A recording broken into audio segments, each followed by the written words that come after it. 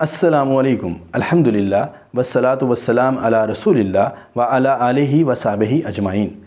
سورہ بنی اسرائیل، سورہ نمبر 17۔ سورہ بنی اسرائیل مکہ مکرمہ میں نازل ہوئی، جس میں 12 رکوع اور 111 آیات بینات ہیں۔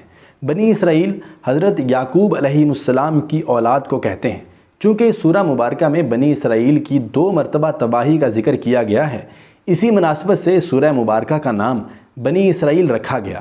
اس سورہ مبارکہ میں معراج کا ذکر بھی ہے، اس لیے اسے اسراء بھی کہتے ہیں۔ حضرت عائشہ رضی اللہ تعالیٰ عنہ روایت کرتی ہیں کہ حضور اکرم صلی اللہ علیہ وآلہ وسلم سورہ بنی اسرائیل اور سورہ زمر کی تلاوت کیے بغیر بستر پر نہیں لیٹتے تھے۔ سرداران قریش حضور اکرم صلی اللہ علیہ وآلہ وسلم کو نعوذ باللہ قتل یا مکے سے بے دخل کرانا چاہتے تھے۔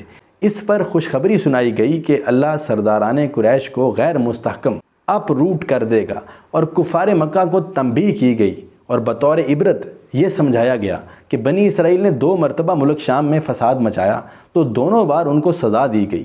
پہلی بار 721 قبل مسیح میں، اس وقت جب بنی اسرائیل نے تورات کو جھٹلاتے ہوئے حضرت شعیب علیہ السلام کو قتل کر دیا تو اللہ تعالیٰ نے بخت نصر جیسے جابر بادشاہ کو مسلط کر دیا، جس نے ہزاروں اسرائیلی قتل کر کے بیت المقدس میں خوب تباہی مچائی۔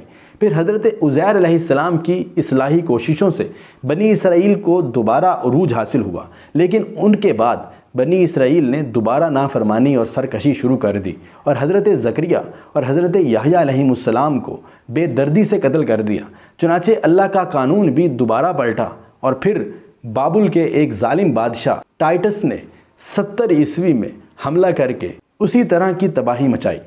سامعین، اللہ کا قانون آج بھی اسی طرح قائم ہے۔ اگر ہم اس کتاب قرآن حکیم سے روگردانی کریں گے تو شہروں میں تباہیاں ہوتی رہیں گی۔ اس سورہ مبارکہ میں اسلامی ریاست کی معاشرتی اقدار اور منشور بھی تفصیل کے ساتھ بیان ہوا ہے، جبکہ سورہ مبارکہ کے آخر میں یہ پیشگوئی بھی ہے کہ قرب قیامت میں اللہ تعالیٰ بنی اسرائیل کو ایک جگہ جمع کر دے گا اور پھر یہی مقام ان کی تباہی کا مقام ثابت ہوگا۔